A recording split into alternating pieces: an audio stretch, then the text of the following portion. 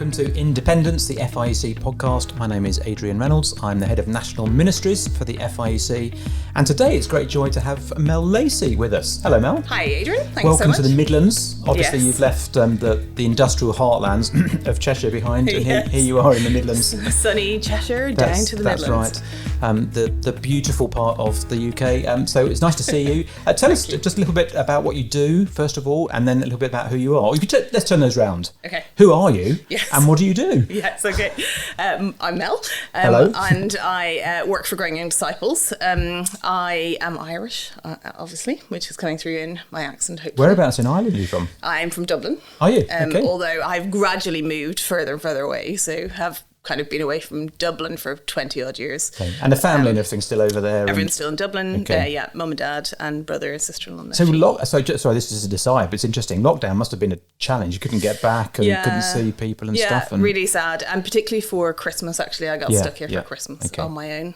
So that was a bit sad. this year, hopefully, will be a bit more more enjoyable. Yeah, Great. hopefully I'm going. Okay. The boat is booked. The boat is booked, yeah. Great. One way or another, I'm getting there. This is my 21st year in full-time ministry. And originally started working in the Church of Ireland and then moved into working in a mission agency. And then from there, really, I've had a much clearer focus on kids and youth ministry, which brought me to England, and have done that kind of here for both in local churches and then more recently at Oak Hill, training others for 15 years. And now work for Growing Young Disciples, a new organisation, but it's come out of another thing, which I can tell you more about in a minute. And we've been going just over 2 years. Okay, we'll come back to Growing Young Disciples in just a moment. I always like to ask people about their journey into ministry, because people might be listening to this, be interested to know how did it come about that you were working in the Church of Ireland and going into ministry? What was that journey like? Yeah, so I became a Christian when I was 11. I come from a mixed marriage. So my mum was Protestant, my dad was Roman Catholic in their background, but weren't raising us Christianly. And I encountered the gospel at a Scripture Union camp when I was 11 and immediately, fell in love with Jesus, and been up and down since then, but been going on since then. And probably when I was 16 or 17, I began to understand for me what the authority of Scripture meant, and kind of started to go to church, where there was kind of good preaching and teaching, which is a little unusual in Southern Ireland particularly. And also at that time had lots of people encourage me into full-time ministry. So while I was doing my undergrad degree, I did some ministry on the side to kind of have a go and see if it was suitable for me. And it was a bit of a tricky road kind of actually deciding, particularly navigating with my parents to go into full-time ministry. So they had great plans for you, did they, to be some sort of captain of industry? It was not what I was raised for. Okay, yeah. Tried to think through what do I do at university. Anyway, I did read theology and classics as an undergrad. And from there went actually straight into the Church of Ireland Theological College to train for ordained ministry. And the reason being is that in Ireland, particularly Southern Ireland, there's very little diversification of ministry. So it was either you were, a minister or that was it, a layperson. So were you thinking about youth work at that time? Was that the kind of the avenue that you were thinking about? Yeah, so I definitely had been doing youth work. And myself, I'd got involved with Scripture Union camps. I was a girls' brigade leader, a boys' brigade leader, all that kind of stuff. But there just wasn't an avenue. So went to the Church of Ireland Theological College and was made a deacon. So given my commitment to Scripture and my understanding of the roles of people in the church, I did not want to be ordained presbyter, which in and of itself was a little tricky, as you can imagine. And from there, really... Well, lots of people listening won't be able to imagine that, I guess, because it's a slightly different world. It is a different we can world. kind of, sort of... Unpack that, yeah. Well, I guess the thing to say is that it's unusual in both kind of the Church of Ireland and increasingly in the Church of England for people to stay in what's called the permanent diaconate, to do with your understanding of scriptural roles particularly. And then, basically from there, really my ministry life's been characterised by a passion for youth and kids ministry, both in local church, but then I've worked in a couple of parachurch situations as well. And in lots of different ways, wonderfully, God has been incredibly kind in giving me different experiences and opportunities, from camps to bigger events, to local church, to mission. I worked for Crosslinks, which is an evangelical mission agency, for a number of years, and we did camps to encourage children to think about mission, and then did some work overseas with children as well. And tell us a little bit about growing young disciples. Well, first of all, where did it come from? Yeah. And second, what is it? So about 18 years ago, Tim Thornborough, who's the director, or one of the directors of the Good Book Company, started a conference which was called the Bible-Centered Youth Worker Conference. Okay. Catchy title. Yes, you can't. It doesn't have a one-word sort of abbreviation, does it? No, but did exactly what it said on the tin. It was to try and equip people who were committed to Bible-centered kids and youth ministry in the UK. Tim has done amazing work, not only in that, but in lots of ways, actually, and started that up with some other people. And it has ticked on for the last kind of 18, 19 years. But a number of years ago, it came out of the Good Book Company, and a small group of us were involved in organising it and hosting each year. And in God's kindness, it grew and grew and grew. And we got to the point where we thought, what will we do with this? It's probably too much for us to run as just a group of volunteer friends. But it's a shame to let it go. And so the idea of turning it into a charity then was born, where it would become a full-time year-round ministry. So the aim of the conference was just to give people a boost, some respite, and equip them as much as we could in those 3 or 4 days. But now the vision for Growing Young Disciples is to do that year-round. So week in, week out, to support those. So the conference still exists? The conference still exists, yeah. Happens in January? January, yeah. You can't go next year residential because it's full. It is full, yeah, you wonderfully. Could go for a day. Tell us a little bit about the conference. What's kind of the aim of the conference, and what's some of the content that gets put on there? Yeah. So this year's our biggest one. So we've 315 people booked in from all over Ireland, England, Scotland, Wales, which is wonderful. We've become much more focused laterally on what we're doing. This year, the theme is raising sacrificial servants in a self-serving world.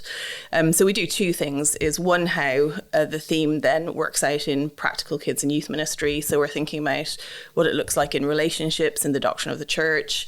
How do we help our young people grow up to serve sacrificially? The main Bible teaching is from Romans 12, and so we'll have expositions during the evenings. And then in the afternoons we have seminars, and they will focus on equipping the leaders to do kids ministry, to think about mission, for example. What does it look like to be an overseas missioner? We also have some topics that are not specifically related to the overall conference topic. So how do you teach the Bible to teenagers? We've got some, sadly, we're tackling the subject of abuse. How do you care for children in your youth and kids ministry who may have been abused? Some on fan fiction. So exciting and probably slightly weirder things that people may not be thinking about. So we try to do a whole variety of things. I'm nodding like I know what all this stuff is about. And you're like, no. And also then we will think for us as workers what it looks like to sacrifice in our service of the Lord, but also then to manage our own life, our spiritual health, and our families as well. Right, carefully. Important stuff, isn't it? Yeah. So you can still come along as a day visitor. Yes. Where is it? Yarnfield Park, which is... Yarnfield Park is the most extraordinary conference centre in the country, because it's owned by Openreach, isn't it? Well, it's not anymore. Is it not anymore? It was originally owned by Openreach. It's been bought by a conference kind of organisation now, but the deal is that Openreach still have some usage. So when you drive in to Park, there's just lines and lines of BT vans and BT men and BT poles. Yeah, well, BT poles. Yeah. There is a car. I've got to tell this story because I came 2 years ago, 3 years ago, I can't remember. Yeah. There is a car park that has a large number of telegraph poles in it. There is. And I asked at reception about the telegraph poles and why there are so many. The answer is there is one of every type of telegraph pole in the country. In that car park. Yeah. So the conference is suitable for those working in youth and children's ministry or telegraph pole spotters. Yes. So I think it's a dream. It's quite a narrow, quite a narrow constituency. Who is it for? Who's the conference for? It predominantly is for full-time workers. Right. So we have lots of people who are kids and youth workers, ministers in the local church. Increasingly, a number of parachurch organisations are joining in with us as part of their training for their teams around the year. So cross teach, some of the camps, the Gaines, the Oaks, Yorkshire camps, different things like that. We do get volunteer leaders. The problem is obviously it's midweek, so that means for some people taking time off work. But if people are able to do that, they are more than welcome. Okay. So basically anybody and everybody who wants to come together. So that's the conference, which I guess is a major focus of the year. What else are you doing throughout the year? You talked about expanding that throughout the year. What else is going on with Growing Young Disciples? Yeah, so we've got three kind of words that characterise our ministry vision. So we want to train, advise and resource anyone and everyone who's seeking to raise children and young people for the Lord Jesus. So that will kind of be where our things come in under those headings throughout the year. So in terms of training then, obviously the pandemic was difficult in many ways, but actually as a kind of early organisation, it helped us to think carefully about how we would develop our ministry. And one of the things we've developed is what's called the Growing Young Disciples Academy.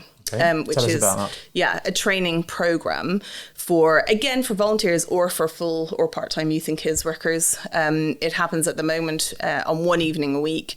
It's 2 hours on Zoom and then 2 hours prescribed reading after that. And it's a 3-year program, but you can opt in for a term, a year, or 3 years. Yeah. And the idea is really to, again, almost flip the training model, that instead of having to go somewhere to be trained, you can access training easily. And we've learned how to do that, haven't we? So actually one of the great benefits of the pandemic is we have had to, and we have learned how to do things well online. It's not quite the same. You need to acknowledge that, but it is something. Yeah, absolutely. Yeah. We were praying for 12, thinking we might get 10. And in September, we started with 47 people on that academy course, 42 of whom are full-time youth and kids workers. Okay. So it's been really thrilling. And we do have seminar groups, we have seminar leaders. So we're trying to foster as much as we can a relationship with... I guess just, sorry, before you get to your other two strands, just to interrupt you. I mean, one of the things, just thinking about the churches I've been in, I've generally been in, 8 years in London. I was in a larger church that did have a full-time worker, but generally been in smaller churches. Yes. That all the youth and children's ministry is done by volunteers, essentially. So that would be something that someone who's volunteering, if they can find 3 hours a week, could dip into and out of. Totally, and it would be great for them. Yeah, to be honest with you, my vision is that every year we run the academy, we have one person from every church that we have contact with, which is a pretty grand vision. But exciting as well to think if we can in some ways invest in the local church just that little bit year by year, that we can over time build up banks of people who are not only passionate about kids and youth ministry, which I know there are many, but skilled as well in how we do it. When you talk about kids and youth ministry, are you talking about kind of cradle to 18? How do you define it? Yeah, so what we're talking about is kids, youth and family ministry, which is 0 to 18, and then caring for families as they seek to disciple their children and young people. Okay, so just because I'm working with toddlers, say, for example, I shouldn't think that I'm excluded from that. Oh, no, absolutely. In many ways, we're definitely talking about the theology and the kind of biblical understanding of kids and youth ministry, as well as practical. But no, I think it should give people a whole kind of understanding of... Why let's say I'm helping to run the 4-year-olds group at church once a month. Why do I need training in theology and stuff like that? I've just got the material. I look at the material the night before. It's all done for me. I do some cutting out, and I'm ready to go on a Sunday. Why do I need to be thinking, and why do church leaders need to be thinking about training people in that way? Yeah, I think there's a number of reasons. I think one is that this is an incredibly complex time to seek to raise children for the Lord Jesus, and there's just lots of different things pressing in, aren't there? My suspicion is actually that lots of the churches that you and I will care for and love are really good Bible teachers, but where we lack is often understanding the theory behind how children learn, what to teach them, perhaps lack a little bit in illustrating teaching and applying the Bible to our kids and young people. And then just thinking about how we actually think in the big picture of forming ministry. So what does it say to our kids and young people about church? What does it say about the role of parents? What does it say about their life, their future? So we often think kind of just about the here and now. Let's just teach this passage and get through this. And then we'll pass it on to the person on the rota next week.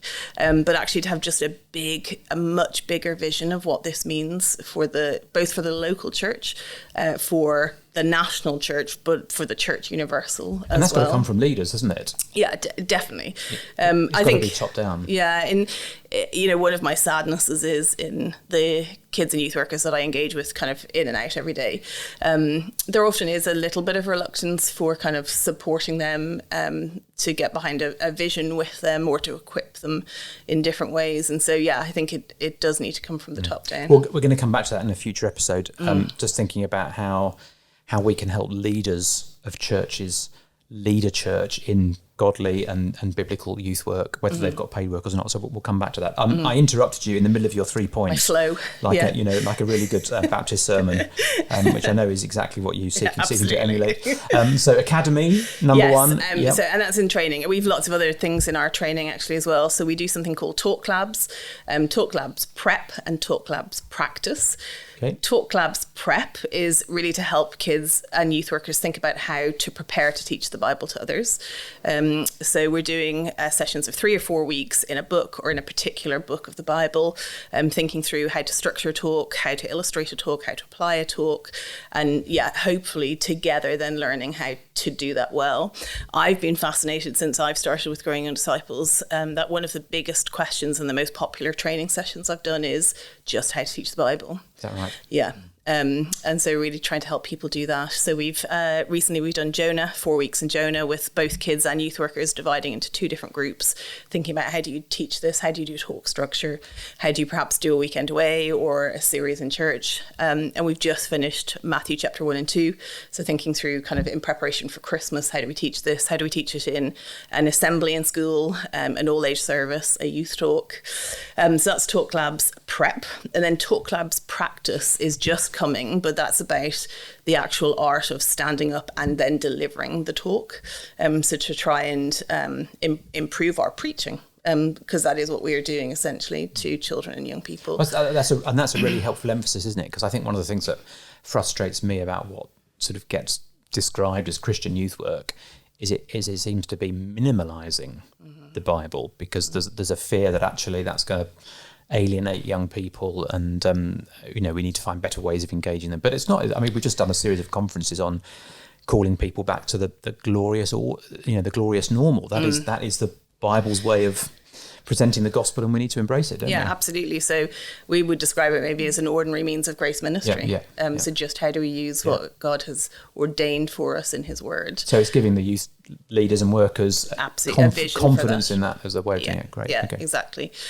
We do virtual book clubs. So again... Sorry, the Talk Labs, are they online as well? Online. Okay, so the Talk Labs Prep are online. Talk Labs Practice will be a mixture of online and in person. Okay. So that's starting in September. And then we do virtual book clubs, pretty much always have some of them going. So trying, again, we find that lots of kids and youth workers get into their role and it becomes pretty busy and there's no time for reading or reflection. It's just like prep, go.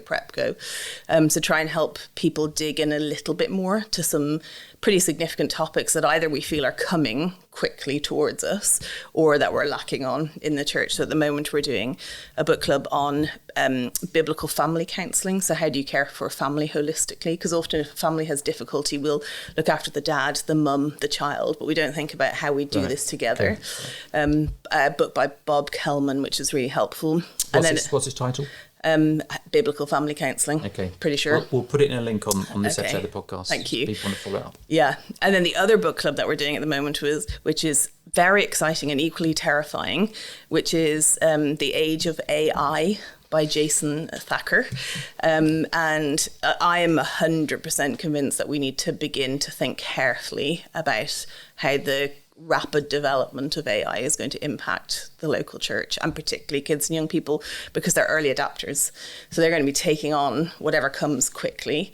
And that has been a fascinating and insightful book club. We're just coming to the end of that. So what are you reading for that? The Age of AI. The Age of AI by Jason Thacker. Jason Thacker. It sounds like that might be an episode all in itself. Well, yeah, or someone who's more equipped to talk about AI than I am. But I think it's fascinating. We have just done recently a series on social media, so Snapchat, YouTube, Instagram, and TikTok. And one of the things that was most striking is the role of AI in those media platforms, and how it is influencing and controlling our young people. So it's curating your feed and all those sorts of things. Absolutely. Yeah. And so to think about how AI is going to change the face of 21st century life, and probably pretty soon.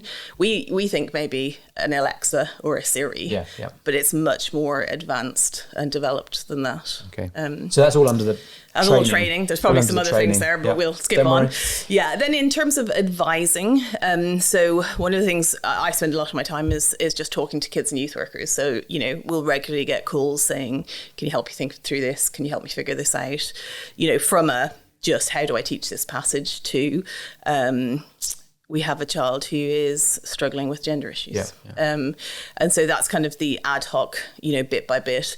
We also offer consultancy. So for church families who are trying to think through their strategy and vision for kids and youth work. So I'll go spend a day with a pastor or a vicar and youth and kids workers and look through what's happening, how it can be developed, where areas of growth or change might be needed. So that's been really exciting. Do you wish more leaders did that kind of thing? I think it's necessary, and it's been striking that lots of people are struggling to do it post-pandemic. And I think, I'd love us to think about it now, because I think this is a once-in-a-lifetime moment of opportunity for changing and addressing some of the things we'd love to change. What sorts of things do we need to be changing? And how long have you got? Are these future episodes as well? Well, possibly. I'll make some notes. I think, so how we do kids and youth ministry, how we conceive of it. I think one of the things we're aware of, both in the millennial generation and Gen Z, which is the majority of the young people that we'll be caring for, is poor ecclesiology. So how does that impact how we do kids and youth ministry? So just unpack that a little bit for us, because we're independent. We're independent. You're not independent, but we're independent. So we like to think we've got a thought through ecclesiology, but very often we haven't kind of applied it to the nitty gritty of church ministry, have we? So how does that connect to youth ministry? For example? Like a really just a basic example of young people who just don't get church, who don't know what church is, who are resisting the transition from kids ministry or youth ministry into sitting in church. We are going to have an episode on that, because it's one of my hot buttons, as I think you know. But we're going to talk about that a bit later. And so other kind of issues that arise out of ecclesiology. So I think things like we often in youth ministry particularly have worked on an exclusive model, which is described as an entertainment model of youth ministry, or a funnel model. And research shows that actually the young people that end up at the bottom of the funnel would always have got there. Yes, which is a bit discouraging when you've spent a lot of time, money and energy doing the funnel, the big event stuff. So just thinking again how we conceive of that. We often work on an outside in model. So we try to bring people through the broad funnel top and into the local church. Whereas actually, because of how Gen Z are developing and thinking, it's going to be much more effective to do an inside out model. So you start with the young people that God has given you in your church family, and you then help them to maximize the connections that they have and equip them to reach out. So Gen Z are particularly anti-authoritarian and much more peer responsive. So to help them think, how do they reach their peers? So just lots of different things, essentially. I mean, in a sense, that just feels culturally wise anyway. I mean, I think that, when I was converted at age 12, in similar circumstances, I didn't come from a Christian family. And, we went round adults' houses in small groups to do Bible studies, which I think now would be very odd. I think there's a kind of, perhaps, non-Christian parents would be rightly suspicious about that. And so sort of that inside out kind of model actually fits with the cultural moment. Yeah, absolutely. I think we can definitely still do small group Bible studies. We need to think carefully about how we do it. But yes, it makes more sense to do peer to peer and then family to family outreach and evangelism. so I could go on, but there's lots of things I think we could do with thinking through instead of just going back to we've always done it this way. Yeah, sure. So we've done training, advising. The other thing we do, which kind of straddles the advising, training and resourcing, is that we run mentor programs. So either individual mentoring for kids and youth workers, family workers in the local church, or we've just started a group mentoring program as well. And that is really to help local churches reach the particular issues they're seeking to reach. So it might be that a bigger training course will not really satisfy the areas that they're looking to develop. So we've 10 in individual mentoring, and then we have a full cohort for it's a family ministry group mentoring program. So it all sounds very exciting, and I'm not quite sure how you find the time to do all of those things. Is it just you at Growing Young Disciples? No. So I've got a colleague, Pete, who started in September, wonderfully. He's based in Northern Ireland, so we're concerned both to develop Ireland, England, Scotland and Wales. And then we have Kaz, who works just a little bit with us at the moment. We have another staff member joining in January as well. So just exciting. Building up a little bit. Now, I can see how for a full-time or even a part-time youth worker, someone who's paid by the church, set apart by the church, there's kind of a very easy in there. Perhaps if you're listening to the podcast and you've got a worker like that, you can just send the link to the episode along. Might be a great encouragement to them. But I guess a lot of church leaders listening aren't in that position. Perhaps their youth workers are voluntary, or they're just working one day a week, or got very little capacity. How can they plug into and access some of the GYD stuff? Yeah, I think that's where we do see people using the mentor program actually, who are part-timers or even volunteers. It's still a little bit of a commitment, but it definitely works much more in a bespoke way. I think we can come to you as well. One of the things we, again, in trying to flip that model is a real commitment to go to the local church and make training as bespoke as we can for that church, those volunteers. I think, creativity is key in trying to help and resource people. And every church is going to be different, isn't it, in terms of not absolutely. only its context, but sometimes you can be a small church within it, but with an enormous children's work. Historically, it's just been that way, or you may be a medium-sized church and really struggling to even make a start. So I guess every church is going to have different. A context. Yeah, and we often try to run plenty of stuff that is online in the evenings, particularly for people to access who are volunteer leaders. So it's not shares all in Zoom 9 to 5. I feel like I should have by this stage. You've missed your moment. I think they've gone up and now they're going down again. Yeah, I thought at the beginning I wish I'd created Zoom because I'm spending most of my time on Zoom. But lots of Zoom time. But what a blessing it is to the church, actually. I know lots of us kind of despise Zoom now, but I am incredibly grateful, and it's been helpful in formulating how we think about what we are doing. Great. Well, it's good to hear about Growing Young Disciples, and we're trusting that the Lord will continue to bless it and use it, especially the conference coming up. Tell us the website, just so where people can go to find out a bit more. So growingyoungdisciples.co.uk. Okay, that's easy. growingyoungdisciples.co.uk. Or presumably, if you Google, other search engines are available. if you Google Growing Young Disciples, you'd find it too. Absolutely. Great, thanks, Mel. Well, we're looking forward to inviting you back to talk about a few other things, perhaps more practically to do with children's work and youth work and family work. But thanks very much. Thank you, Adrian. Thanks for joining us. You can subscribe to the FIEC podcast through the normal channels and through your normal podcast provider. My name is Adrian Reynolds. Thanks for joining us today. Thanks, Mel.